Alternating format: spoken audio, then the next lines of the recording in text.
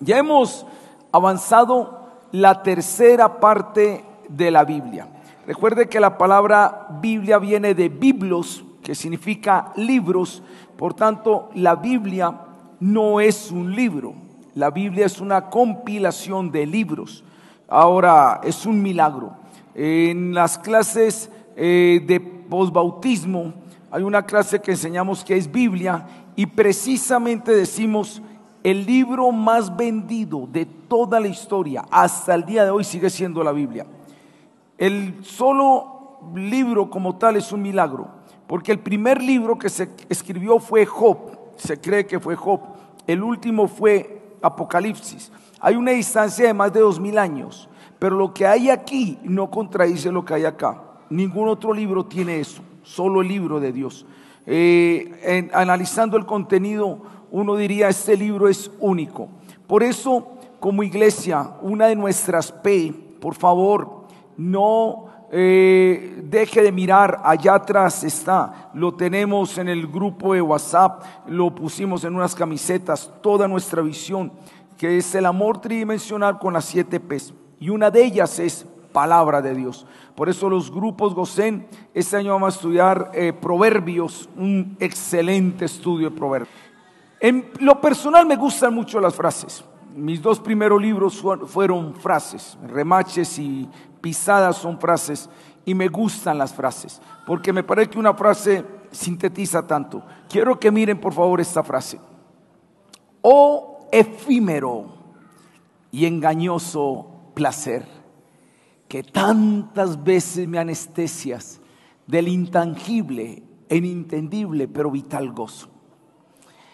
Mira lo que dice: la lectura, al igual que los alimentos, son para degustar. No hay nada más sabroso que uno comerse un plato exquisito, saboreándolo, hasta cerrando los ojos y uno decir: qué rico. Lo mismo pasa con las palabras. No deje de pasar por alto algunas cosas que son muy importantes. Y dijérame esa frase, por favor: oh efímero y engañoso placer, que tantas veces me anestesias del intangible e inintendible pero vital gozo. ¿Dije alguna mentira allí? No, esto es una realidad. Decía en el primer culto: como nunca antes, hoy el placer está a flor de piel. Yo soy así para hablar. En mi época, recuerden que yo era chiquito pero peligroso, muy mujeriego. En mi época, obtener lo que uno quería de una mujer, eso había que gastar mucho helado, mucho cono, mucha gaseosa. Había que echar mucha carreta. Hoy no. Hoy el placer está a flor de piel. Como dijo Jocks McDowell hablando de la pornografía, a un solo clic usted se mete a Google y mete una palabra tan linda como amor. Métase, no lo vaya a hacer. Bueno, sí, usted puede. Entonces usted coge amor y lo busca en Google, y lo primero que aparece es una vieja por allá con unas orejitas de coneja y en tanga. ¿Qué tiene que ver el amor con esto? Hoy te ofrecen placer gratis, placer en la esquina, placer en tu alcoba, placer a un clic. Hoy el mundo está con la facilidad del placer como nunca antes. Pero venga, aquí hay algo raro. Si el mundo de hoy tiene tanta facilidad para el placer, ¿por qué precisamente el mundo de hoy se está suicidando tanto?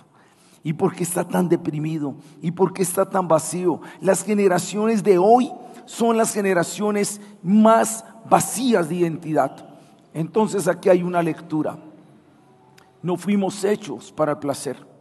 El placer es parte de la vida. Tampoco vaya a ir al otro extremo. Ay, no, esto es malo. Como algunos en alguna época también pensaron que el placer era de la carne. No. Dios nos hizo cuerpo, alma y espíritu, y Él nos hizo para placeres. Pero hay algo más que el placer, y es el gozo. El gozo es algo mucho más profundo que el placer.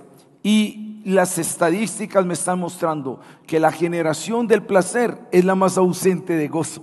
Hágame esta. Entonces, el gozo es más vital. Dice otra frase: el afán con el que el mundo busca el placer es una muestra ineludible que carece de este. El desespero con el que la gente está buscando el placer muestra los vacíos del corazón. La industria del placer mueve más plata que la industria de cualquier otra temática, más que el deporte, más que la ciencia. El placer mueve los miles y miles de billones de pesos que usted se puede imaginar. El mundo está desesperado por el placer, pero ausente del gozo. ¿Por qué les digo esto? Filipenses es conocida en el mundo teológico como la epístola del gozo. Pastor, ¿y por qué es conocida Filipenses la epístola del gozo? Porque en 104 versículos, 4 capítulos y 104 versículos, la palabra gozo o sus sinónimos como regocijo se repite aproximadamente unas 17 veces. Significa que la séptima parte del libro, de 104 versículos, la séptima parte del libro tiene la palabra gozo, gozo, gozo, gozo, regocijaos, regocijaos. Es conocida como la epístola del gozo. Así es conocida Filipenses. Ahora la pregunta es: ¿tenía o no Pablo autoridad para hablar del gozo? Sí, total. Y para que usted vea la autoridad que tenía Pablo, no lo vamos a hacer ahora, pero si usted está anotando, es muy importante que tenga una historia de referencia. Hechos, capítulo 16, versículos 11 al 40. En Hechos 16, 11 al 40, se me relata algo que le pasó al apóstol Pablo en la ciudad de Filipos.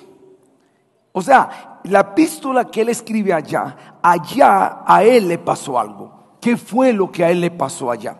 Por predicar el evangelio lo toman preso, a él y a su compañero Silas. Y entonces hay un chiste por ahí. ¿Por qué Pablo se llevó a Silas a predicar con él? Por sí las moscas. Entonces, eso es un descache. Hay que ir con Silas por si las moscas. Entonces, eso era un chiste. Ahí es donde el público se ríe. Entonces, miren esto. Él fue con Silas a predicar a Filipos. En Filipos lo tomaron preso, lo aporrearon, lo golpearon.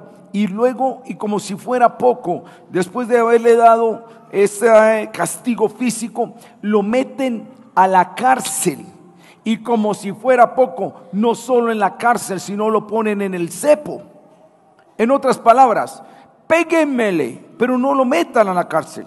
Bueno, pues, péguenle y métanlo a la cárcel, pero no lo pongan en el cepo. Pero le pegan, lo meten a la cárcel y lo ponen en el cepo. Pastor, ¿y qué era el cepo? El cepo era un instrumento de tortura donde ponían, era una cosa de madera con 3 agujeros acá y 2 aquí. Entonces, a los pies lo metían aquí y acá. Él ya no se podía mover. Horas parado, no importaba el dolor que sintiera, eso no lo dejaba mover.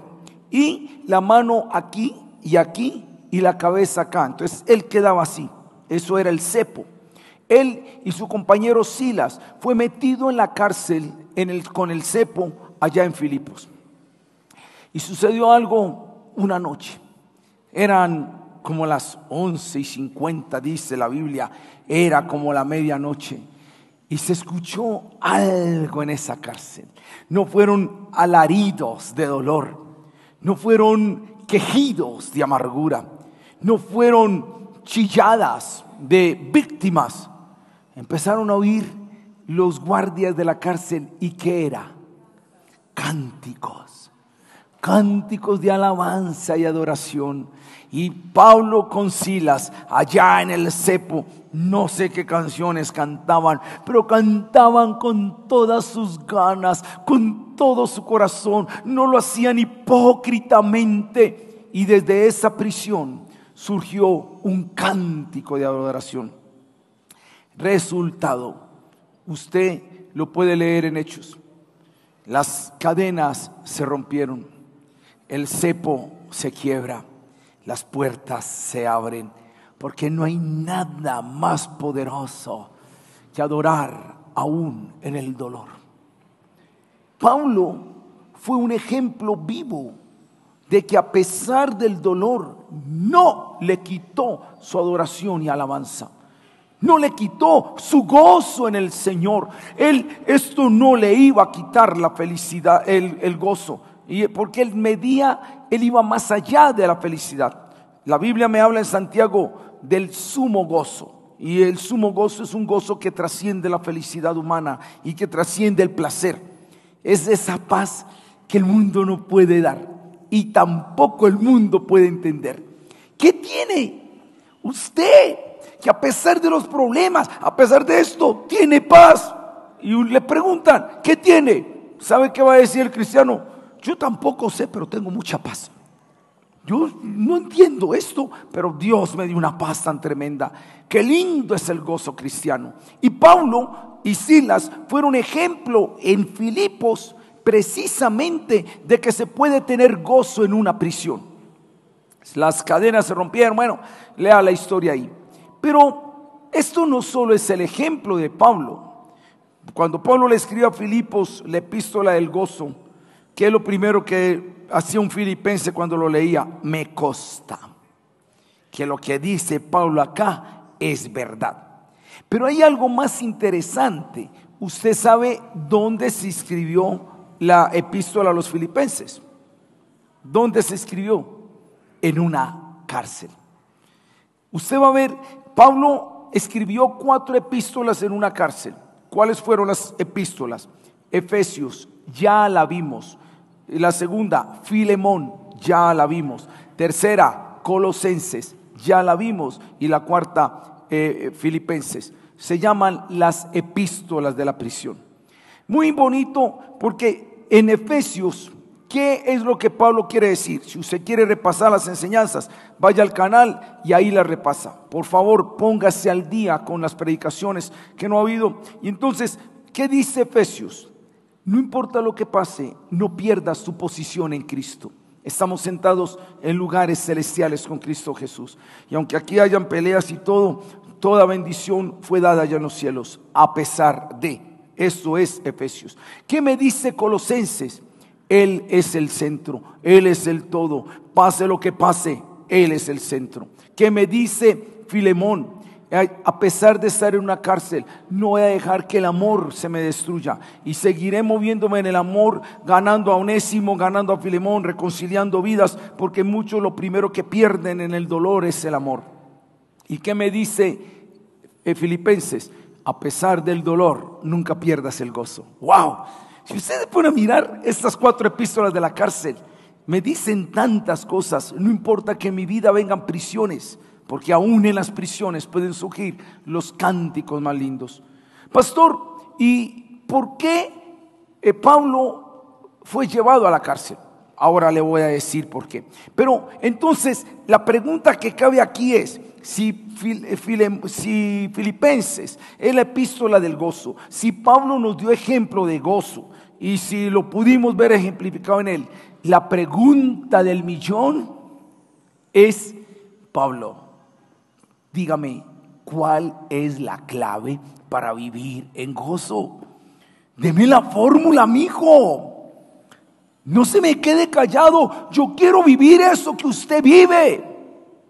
¿Cómo es posible desde una cárcel escribir la epístola del gozo?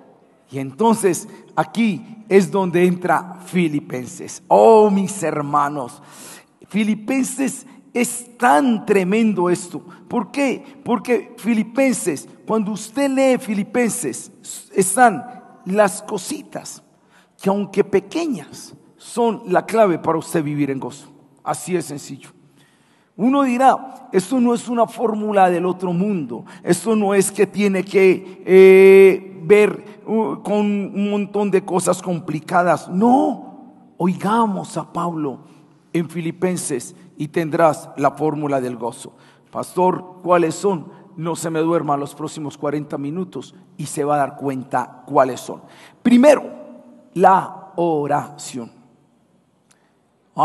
Sí, pues yo oro. Espere un momentico. Miren, vamos a mirar algunas cosas con respecto a la oración. Si tú miras las oraciones que se ven en la epístola a los Filipenses, son oraciones que están libres del egoísmo y de oraciones simplemente de víctimas. Si tú miras, por ejemplo, en Filipenses capítulo 1:3 dice: doy gracias a mi Dios siempre que me acuerdo de vosotros. Dos cosas noto aquí. Es una oración cargada de gratitud, como te lo había dicho ya en esto de saber orar. Y era una oración que en vez de estar pidiendo oren por mí, dice yo me acuerdo de ustedes. En el 1:4 dice: siempre en todas mis oraciones, rogando con gozo por todos vosotros. Nota que el ruego de él no era una víctima llorando, pobre de mí. No, rogaba con gozo. El 1:9 dice: y esto pido en oración, que vuestro amor abunde aún más y más en ciencia y en todo conocimiento. Pablo era una persona que podía decir: yo pido es por las cosas del reino. Hoy estamos cargados de oraciones, simplemente un par de zapatos, una casa, una moto, y muchos dirán: pero ¿por qué en mi vida yo soy cristiano y no tengo el gozo? Porque es que no estamos sabiendo orar. Y esto es la clave. Una cosa es si a ti te falta un par de zapatos. Una cosa es orar: Señor, por favor, ten piedad de mí, que estoy dando mal testimonio. Mira, un hijo tuyo y sin zapatos, por favor, denme un par de zapatos. Pues una oración aparentemente a Dios, pero es una oración de una víctima, simplemente quejándose. ¿Por qué no orar más bien: Dios, yo te doy gracias, porque tú eres un Dios que conoce las necesidades de sus hijos, aún sin que esto le pidan? Eres el buen Padre, y como buen Padre sabes todas las cosas. En el desierto, tu pueblo, su calzado nunca envejeció, su ropa nunca envejeció. Esa es el Dios que yo oro, que sabe mi necesidad. No, es una oración totalmente diferente. Primer clave para entonces vivir en el gozo que se habla en Filipenses es la oración bibliocéntrica, cristocéntrica y en el reino. La segunda cosa es la comunión. Si tú miras Pablo en Filipenses, en muchos textos da a entender que él estaba preocupado por la comunión, que él estaba preocupado por el amor unos por otros. De hecho, él se involucra ahí. En el 1:5 él dice: yo oro por vuestra comunión en el Evangelio, desde el primer día hasta ahora. En el 1:7, como me es justo sentir esto de todos vosotros, por cuantos tengo en el corazón y en mis prisiones, y en la defensa y confirmación del Evangelio. Todos vosotros sois participantes conmigo de la gracia. En el 1:8, porque Dios me es testigo de cómo os amo a todos vosotros con el entrañable amor de Jesucristo. En el 2:1, por tanto, si hay alguna consolación en Cristo, si algún consuelo de amor, si alguna comunión del Espíritu, si algún afecto entrañable, si alguna misericordia, completad mi gozo, sintiendo lo mismo, teniendo el mismo amor, unánime, sintiendo la misma cosa. El 2:14 dice: haced todo sin murmuraciones y contiendas. Y el 4:1, así que hermanos míos, amados y deseados, gozo y corona mía, está firmes en el Señor. Amados, ruego a Evodia, Síntique, que sean del mismo sentir en el Señor. Y luego dice en el 4:3, así te ruego también a ti, compañero fiel, que ayudes a estas que combatieron juntamente conmigo en el Evangelio. Vemos un hombre preocupado por la comunión del cuerpo, por las buenas relaciones. El 4:5 dice: vuestra gentileza sea conocida de todos los hombres. Y el 4:15 dice: ninguno estuvo conmigo en la primera predicación que di del Evangelio cuando partí a Macedonia sin ustedes. Y entonces dice: muchas gracias por esto. En el 21, 22 y 23 dice: saluda a todos los santos, saluda a esto. Mira, Dios nos hizo para no estar en soledad. Por tanto, todo lo que yo haga para destruir la comunión con el cuerpo de Cristo va a afectar mi gozo. Muchos dirán: no, yo me la llevo bien con casi todo el mundo. Aquí no sirve casi. ¿Por qué? Porque tú puedes tener una buena relación con 10 personas en un salón, pero llega la número 11 y con esa tienes una amistad, se te daña el día. No, es con todo el cuerpo de Cristo. Tú tienes que entender que nosotros fuimos diseñados para estar en comunión unos con otros. Pero mira, ¿qué es? Rompes tú la comunión con el prójimo, con el cuerpo de Cristo. Nunca aspires tener gozo. No tendrás gozo. Porque el gozo solo se tiene con aquellos que tenemos comunión con el cuerpo de Cristo. Que lo bueno, lo malo, alegría o tristeza, todo lo puedes en Cristo que te fortalece. Cuando yo vivo en comunión y cuando yo sé orar, entonces estoy poniendo en práctica los principios por los cuales el gozo nunca me lo van a quitar. Hay una tercera cosa y es la persuasión. Filipenses 1:6 dice: estando persuadido de esto, que el que comenzó en vosotros la buena obra, la perfeccionará hasta el día de Jesucristo. Esta palabra persuasión es, mira, yo no solo creo, o yo no solo leí, o no solamente está en mi mente. Persuadirse es algo más que estar en la mente, es estar en el corazón. ¿Sabes? Muchas personas dicen, yo creo la Biblia, pero cuando llega una situación, una circunstancia difícil, lo primero que pasa es que se les va el ánimo. Dice, se saben de memoria, aunque mi padre y mi madre me dejaran, con todo el Señor me recogerá. Pero es sino que la mamá le diga, usted es un bobo, una boba que no sirve para nada, y hasta ahí llegó el gozo. Entonces mi pregunta es, ¿estás persuadido? La persuasión es clave para que tú puedas tener y vivir en el gozo del Señor. Oraciones correctas, una comunión con el cuerpo de Cristo y una persuasión de lo que crees. Aquí hay algo más, una muy bonita, y es el propósito. Si tú miras en el 1:12 y 13, 1:12 al 14 más bien, dice, quiero que sepáis, hermanos, que las cosas que me han sucedido han redundado más bien para el progreso del Evangelio, de tal manera que mis prisiones se han hecho patentes en Cristo a todo el pretorio y a todos los demás, y a la mayoría de los hermanos, cobrando ánimo en el Señor con mis prisiones, se atreven mucho más a hablar de la palabra sin temor. Pablo no vio la prisión como algo de malas. Él no dice, pobrecito de mí que me tocó la prisión. No. Por el contrario, Pablo, ¿qué es lo que está haciendo? Pablo está diciendo, yo entiendo que esto que aparentemente era para mal sirvió para un bien. Esto sirvió para un propósito. Porque otros están animando, el Evangelio está llegando a otras partes. Recuerda que José también pudo superar la prisión cuando dice, Dios tenía un propósito para acá. Cuando encuentras un propósito en la prueba, entonces la prueba dejará de ser prueba. Romanos 8:28 dice, y sabemos que los que aman a Dios, todas las cosas le ayudan para bien. Encuentra un propósito en medio de la aflicción y te vas a dar cuenta que esto es diferente. Quiero mostrarte otra cosa más con respecto a esas claves que hay en el libro que nos enseñan cómo vivir en gozo a pesar de la prueba. Y esta es el desapego. ¡Oh, qué tremendo esto! Mira lo que dice el 1:20. Conforme a mi anhelo y esperanza de que en nada seré avergonzado, antes bien, con toda confianza como siempre, ahora también será magnificado Cristo en mi cuerpo, o por vida o por muerte. Porque para mí el vivir es Cristo y el morir es ganancia. Mira lo que está diciendo Pablo. Si yo me quedo vivo, bien. Si me matan, también. ¿Qué estamos viendo aquí? Un hombre totalmente desapegado. ¿Sabes por qué sufrimos? Porque a veces nos aferramos. Te invito a que veas la enseñanza que ya di sobre el libro de Job. Y una de las cosas que ayudaron a Job para permanecer fue estar desapegado. Jehová dio, Jehová quitó, sea el nombre de Jehová bendito. Si tú miras, el 90% de nuestras aflicciones y sufrimientos son apegos que tenemos, apegos o expectativas. Cuando aprendemos a vivir sin apegos y sin expectativas, te lo aseguro, el gozo del Señor va a estar en tu vida.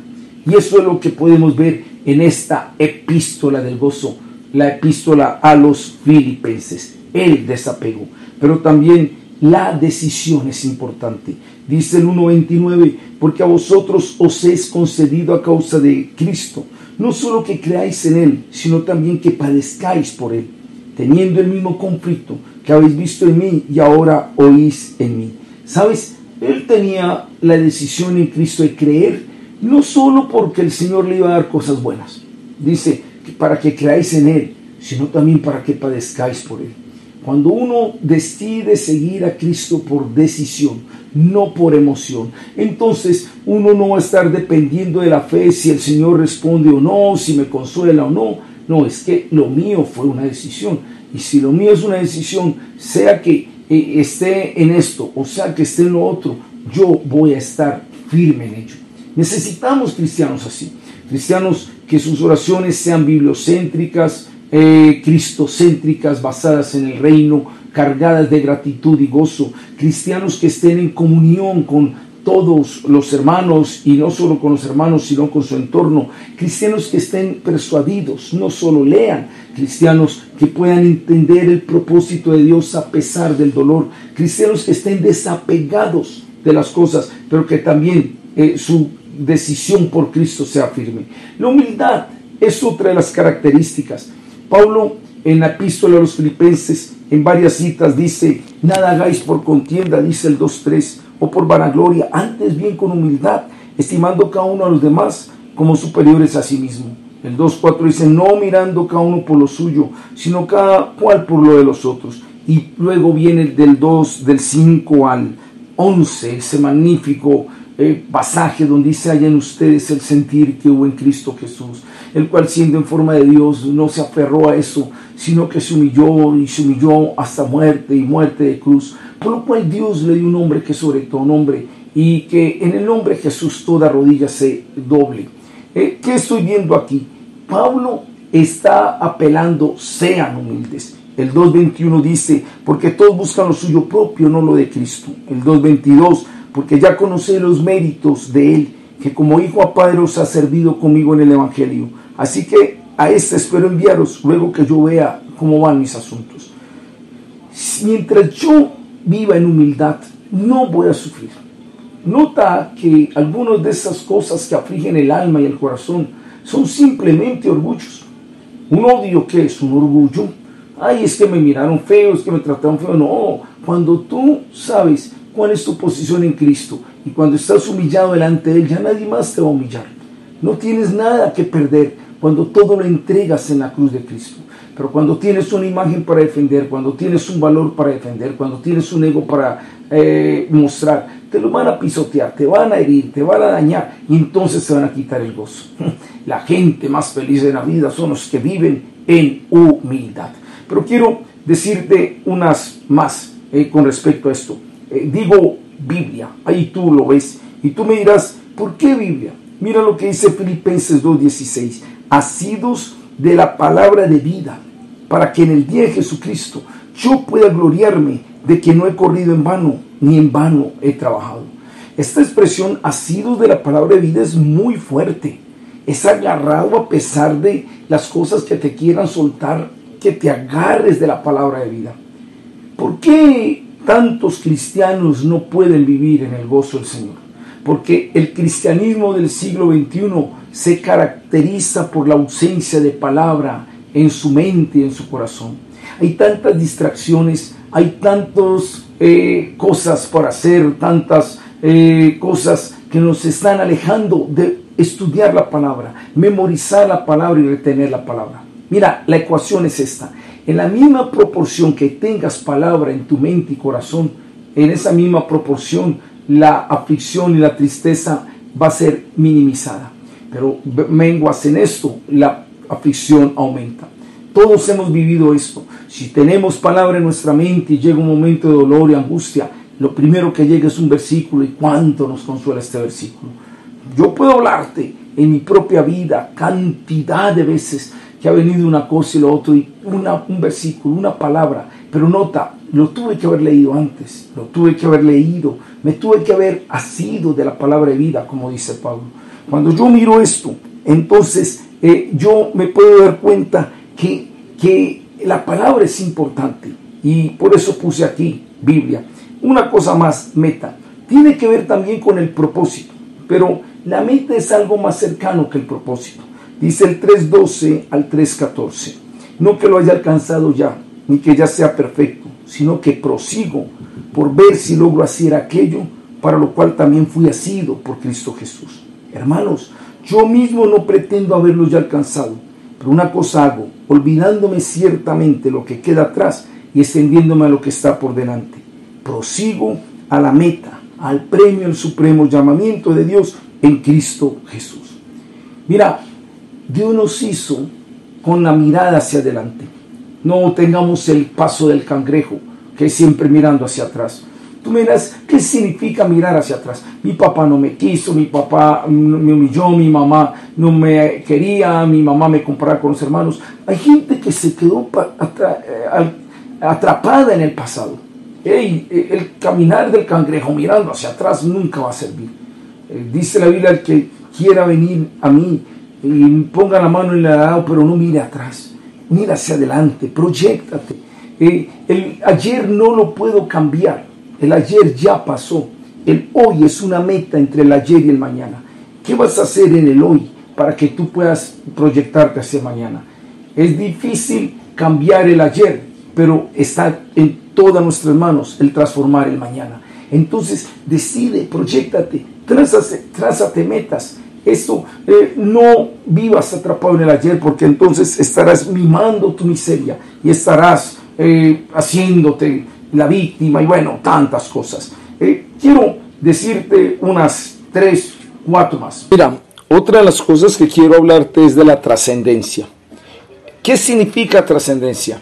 Para que lo puedas entender mejor, déjame, yo te leo algunos textos.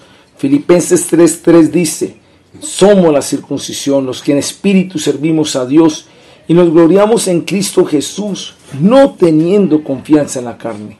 Aunque yo también tengo de qué confiar en la carne. Si alguno piensa que tiene que confiar en la carne, yo más. Y empieza Pablo a decir una serie de características por las cuales él podría aferrarse a eso. Mira entonces lo que dice el 3:7. El 3:7 dice: pero cuantas cosas eran para mi ganancia, las he estimado como pérdida por amor de Cristo. Y ciertamente aún estimo todas las cosas como pérdida, por la excelencia del conocimiento de Cristo Jesús, mi Señor, por amor del cual lo he perdido todo y lo tengo por basura para ganar a Cristo.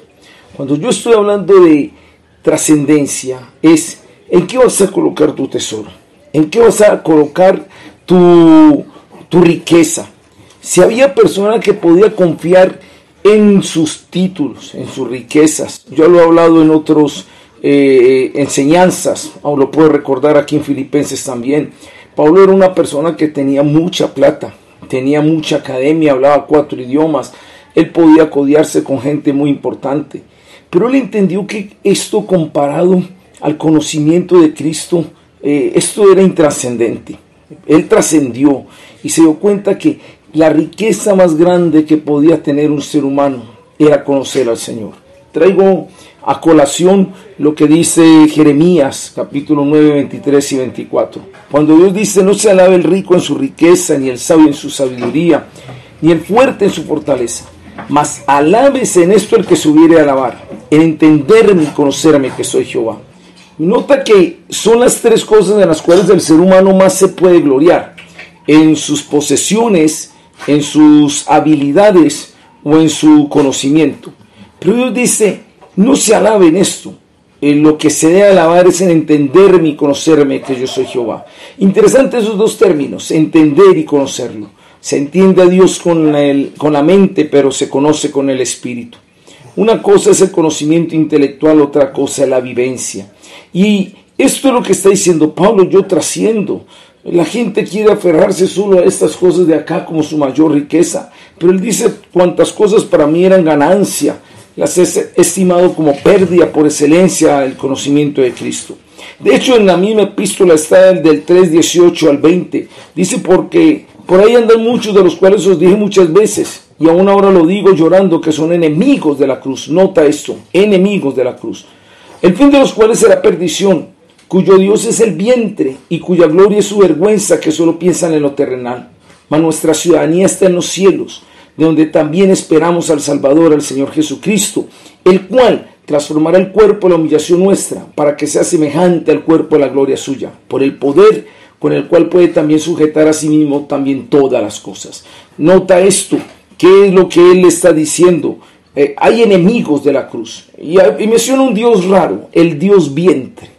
En la historia nunca se ha conocido un Dios vientre, pero es una especie de alegoría que está diciendo Pablo para decir que hay gente que vive solo para lo que siente y para lo material. es lo contrario a tomar la cruz. Tomar la cruz es negarnos a nosotros mismos. Vivir para el Dios vientre, entre comillas, es vivir para satisfacernos a nosotros. Y Pablo dice, hay gente que no ha trascendido, que solo cree que su existencia es esta aquí en la tierra, y por eso él dice, nuestra ciudadanía está en los cielos. Trascender es donde vas a poner tu tesoro. No pongas tu tesoro, como dice Mateo, en las cosas que se acaban, en lo efímero. Más bien colocarlo en el cielo. No es cuenta bancaria, no son propiedades, no son prestigios. Pablo dijo, esto me resbala, esto yo trasciendo a lo que el mundo me quiere decir. ¿Dónde está la felicidad? La felicidad no está aquí. Cristo es mi todo, todo lo demás se vuelve basura para mí. ¿Por qué no tenemos gozo? Porque es que estamos tan apegados a esto. Decimos tener a Cristo, pero Cristo no es nuestro principal tesoro. Así no va a ser el gozo. Cuando Cristo es el principal tesoro, no vamos a perder nunca nada. ¿Y por qué no vamos a perder nunca nada? Porque nunca tuvimos nada, solo lo tenemos a Él. Él aprendió esto. Ya vimos la gratitud, ya lo vimos, orar con gratitud. Y yo te recomiendo ampliamente que cultives la gratitud. Más que pedir, es vive agradecido. Hay una frase que dice, no te pongas triste porque las rosas tienen espinas. Alégrate porque las espinas tienen rosas. No te pongas a mirar las espinas que hay en la vida. Más bien mira que a pesar de las espinas hay lindas rosas. Les sugiero una tarea. Coja una hoja y en una hoja ponga lo que tengo y en otra lo que quiero. En la hoja que dice, en la parte donde dice lo que tengo, póngalo en orden de prioridad. ¿Qué es lo que usted valora de lo que tiene? Tengo una esposa, tengo la salud, tengo esto. Ahora lo que quiero ir a Grecia, a la isla Santorini, quiero un tour por Europa, Y haga este ejercicio. ¿Cambiarías lo que tienes por lo que quieres? Y te darás cuenta que no. Y te vas a dar cuenta que tienes más de lo que esperas, pero no lo estás disfrutando por estar pensando en lo que quieres. Qué lindo vivir agradecidos. Y miren esta otra, el pensar, 4, 7 y 8. Y la paz de Dios, que sobrepasa todo entendimiento, guardará vuestros corazones y vuestros pensamientos en Cristo Jesús. Por lo demás, hermanos, todo lo verdadero, todo lo honesto, todo lo justo, todo lo puro, todo lo amable, todo lo que es de buen nombre, si hay virtud alguna, si hay algo digno de alabanza, en esto pensad. Dime lo que piensas y te diré si tienes gozo o no. Si uno se pudiera meter en el pensamiento de la mayoría de los cristianos, sería más o menos pensamientos como estos. Se levanta por la mañana, ay, otro día más con todos estos problemas que hay, ay, y se mira al espejo, ay no, y esta nariz tan fea, y estas orejas tan feas, y se va a bañar y ay, estas llantas que no se quitan, y esta barriga que no se quita, ay, este dolor en la columna, y ay, ahí se levantó el tóxico a exigirme que me ay. Y resulta que todo el día estuvo pensando en todo lo malo. Cambia tu forma de pensar. Ahora, cambiarás tu forma de pensar en la misma medida que estés asiduo de la palabra de Dios. Porque si no estás asiduo de la palabra de Dios, tu pensar va a ser así tóxico. Cuán importante es cuidar el pensamiento. Lo que menos cuidamos, tenemos fines para el cuerpo, tenemos fines para, no sé, de pronto para nuestra salud, para nuestra estética, pero al cerebro le metemos cualquier toxina, cualquier toxicidad. Debemos filtrar qué pensamos. Si yo todo el día estoy pensando en las cosas malas, lo negativo, lo que me pasó, pues ya está comprobado, lo que yo siento se sentirá en el cuerpo, y cánceres, gastritis, están por el pensar. Pero aquí está diciendo, piensa en esto, en lo digno, en lo que es verdadero, en lo justo. Piensa en lo bonito y nota qué va a pasar. Si yo hago esto, entonces ya no es simplemente la paz de Dios, que habíamos hablado en el 7, y la paz de Dios, sino dice el 9, lo que aprendisteis y recibisteis y oísteis y visteis en mí, esto haced y el Dios de paz estará con vosotros. Ya no es la paz de Dios, sino el Dios de paz. Es mejor tener al Dios de paz que la paz de Dios, porque con lo primero tengo simple la paz, pero se me puede ir, pero si tengo al Dios de paz, la paz nunca se me va a ir. Pero qué diferente la vida del que se levanta. ¡Wow, Dios! Una misericordia más, Señor. ¿Quién nos deparará este día? Señor, en tus manos me pongo. No sé qué cosas vayan a pasar, pero lo único que te digo, úsame, Señor, para tu gloria. Hola, mi amor, qué regalo el que tengo. ¡Wow! ¡Qué cafecito tan rico! ¡Uy, ese calorcito del sol! Y miren esa belleza de flor. ¡Qué lindo! Son las personas que su pensar piensan en todo lo bueno, todo lo amable, todo lo que tiene virtud alguna. Hey, dime qué hay en tu mente y te diré si tienes gozo o no. Aprende a tener una mente con gratitud, con adoración, con alabanza, con proyección, pensando hacia allá. Con razón Pablo tenía esto. Y termino con esta joya. La joya, vuelvo y digo, Filipenses, por donde lo mires, hermano, 11. No lo digo porque tenga escasez, pues he aprendido a contentarme cualquiera que sea mi situación. Sé vivir humildemente y sé tener abundancia. En todo y por todo estoy enseñado, así para estar saciado como para tener hambre, así para tener abundancia como para padecer necesidad. Todo lo puedo en Cristo que me fortalece. Todo lo puedo en Cristo que me fortalece no significa que todo lo que usted quiere lo va a tener en Cristo. No, eso no es lo que dice el texto. Lo que dice el texto es que lo bueno, lo malo, alegría o tristeza, todo lo puedes en Cristo que te fortalece. Y qué linda es esta palabra, la resiliencia. Marian Rojas Estapé habla de una generación aturdida en un mundo caótico que solo está entrenado para la satisfacción inmediata. La generación de hoy en día ya no es una generación resiliente. Está tan acostumbrada a vivir por la dopamina, por las satisfacciones momentáneas, que el día que no tengan eso se deprimen y pierden el gozo.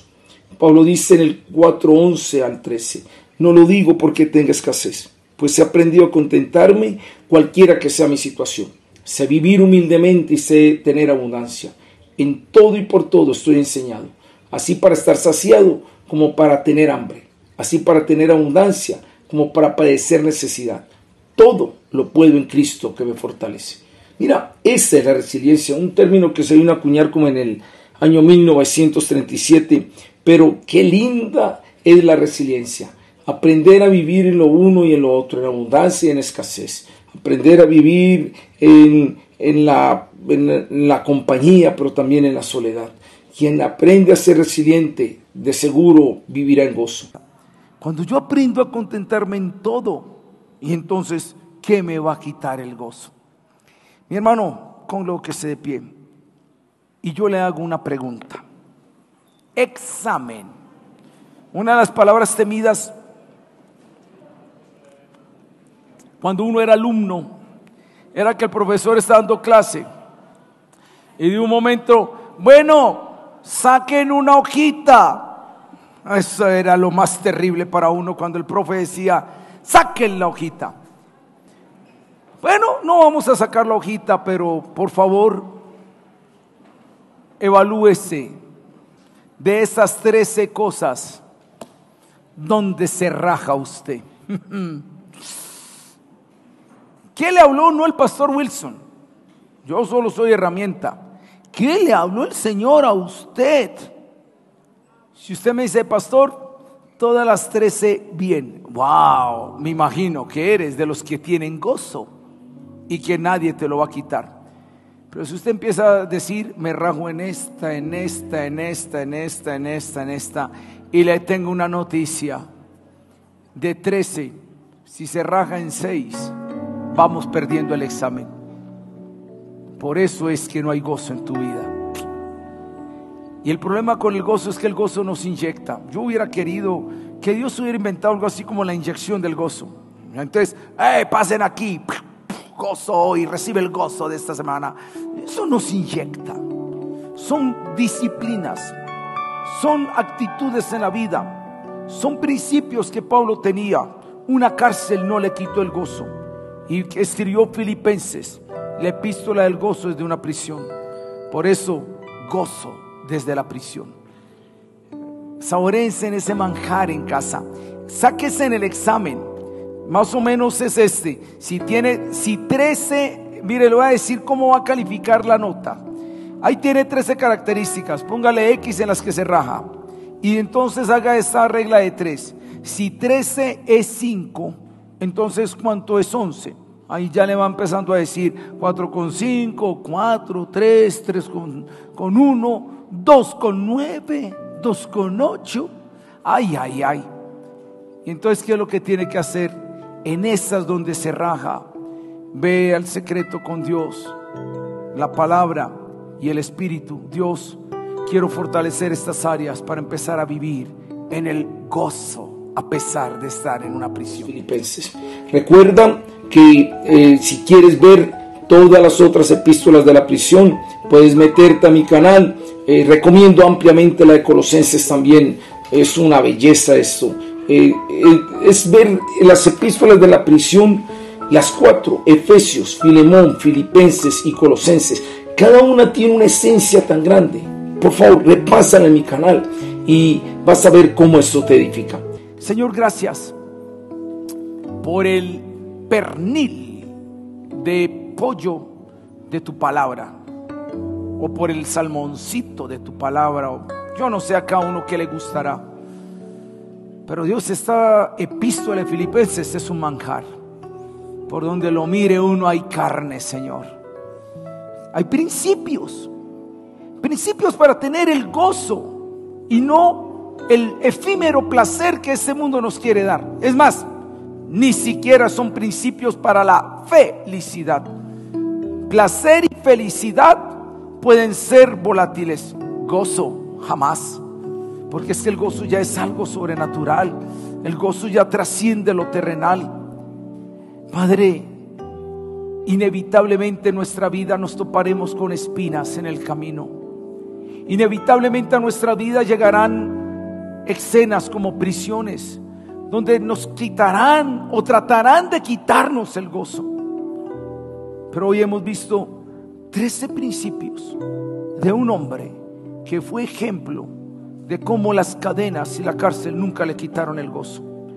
Permite, Dios, que nuestra vida sea más que un oidor de la predicación del domingo, y que podamos ser no solo oidores, sino también hacedores de tu palabra.